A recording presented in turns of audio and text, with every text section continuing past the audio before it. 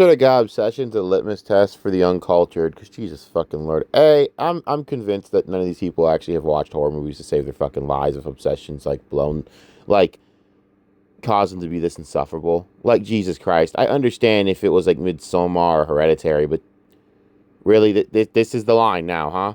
A movie that was pretty fucking simple to get has become this phenomenon amongst morons on how to fucking annoy us all. This movie is legitimately like narrative porn for feminists. It's become that. I shit you not. It's actually become that. I'm shocked at this. Okay? I just came off of YouTube jail for the dumbest reason that I do not specify because it's so stupid that I'm just tired of talking about it. But whatever, I'm back. And in this week, I have learned how much I hate Obsession fans. First of all, I'm insulted. This was supposed to be for Midsommar, but I forgot. Midsommar is actually something you have to think about. Or Hereditary. Nope.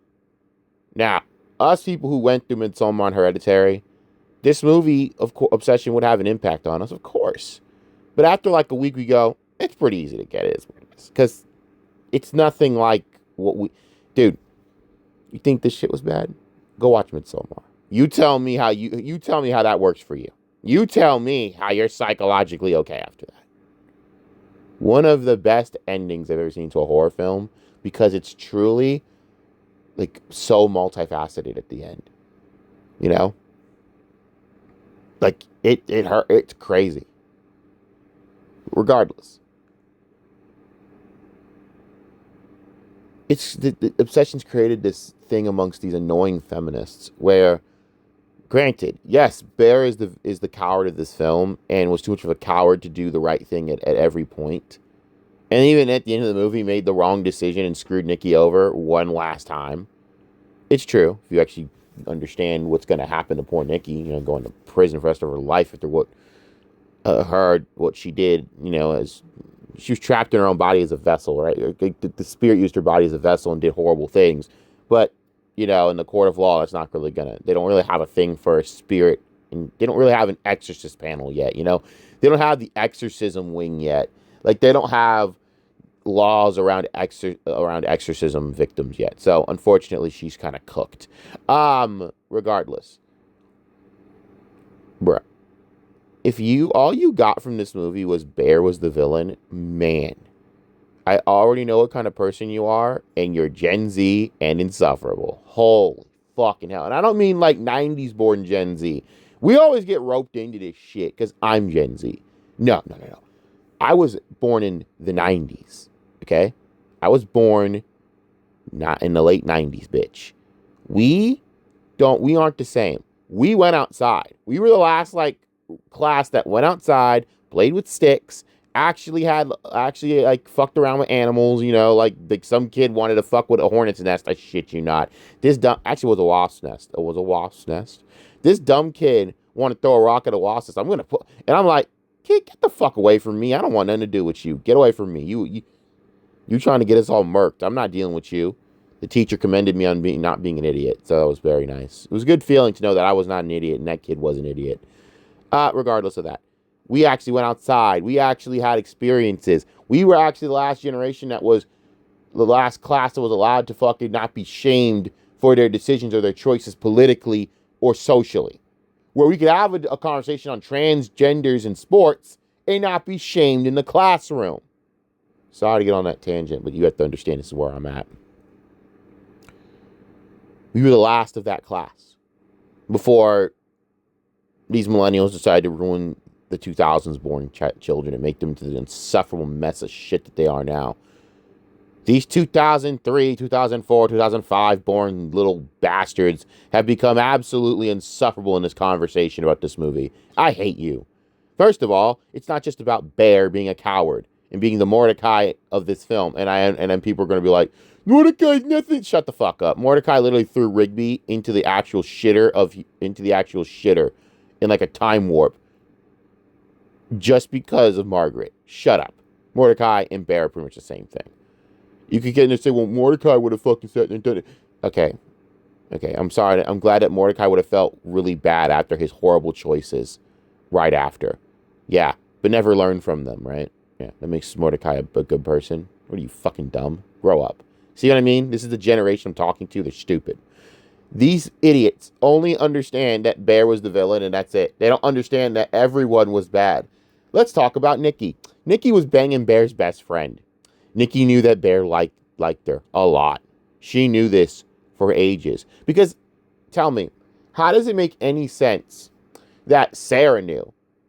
His homeboy knew. But Nikki in the friend group didn't know. Yeah, Nikki's known for a long while. And Nikki could have easily done the right thing and said, I'm not into you. Because that's what it came down to. Nikki was never into him. The director is just gaslighting all of you. It's fucking hilarious because this director is a troll and I fucking hate it, but I also respect it as someone that would probably do the same thing. No. Stop telling everyone Nikki would give him a chance. Please stop. She would never have given him a chance. You wrote it that way to actually portray that for a reason. Because anyone with a brain would tell you that a woman giving you other women that like you as an actual template, like giving you like let me rephrase this. A woman in a car telling you about other women that like you means she doesn't like you. I'm just going to say it's safe to assume that, yes? She gave him the chance to basically say, like, do you have feelings for me? Because she wanted to just nip it in the butt finally. Because she knew it was getting to a point. But she should have done it earlier. And you were banging his homeboy. So the relationship was never going to last anyways. Because the minute he would have found that out, it would have been a fucking huge negative turmoil. Now, wouldn't it? Also, it's just fucked. And weird. Also, his homeboy's a piece of crap. Because you were banging her the whole time and you knew what he felt for. And you said nothing. You're a coward too. Mr. $1 million over here. Sorry, did you say $1 million or $1 billion? Yeah, one of the most deserved deaths in that movie. Okay, let's move on from that. Sarah. Sarah was the most innocent person in this film. And still, you should have told Bear how you felt the whole time. You didn't. So now, you waited all that time, and unfortunately, it came to that, and came to a head, and you suffered for it. Ultimately, Bear's the villain, of course, because Bear sat there and fucking made that wish and did nothing at all, and stayed in denial. Granted, there's nothing you could do anyways, which I think is what's the funny thing. But the entity told him, this is your fault, Bear. You wanted this. You made this wish. You have to bear the accountability and responsibility for it. But it all was a perfect storm led to by all four people that frankly were too afraid to fucking share their feelings. Thus the lesson. It's not that hard to fucking get. But unfortunately, Gen Z is so fucking prefixed on trying to talk about how awful Bear is that they have to put this narrative of men are awful. And it is. It's what it is. It's actually sad. Because it's like, are we really doing this? This is a really fun...